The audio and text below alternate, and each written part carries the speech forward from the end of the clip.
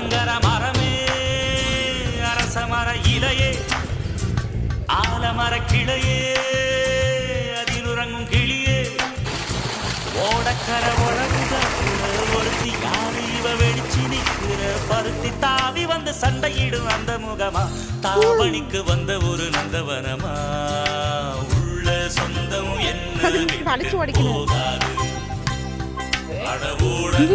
என்னது?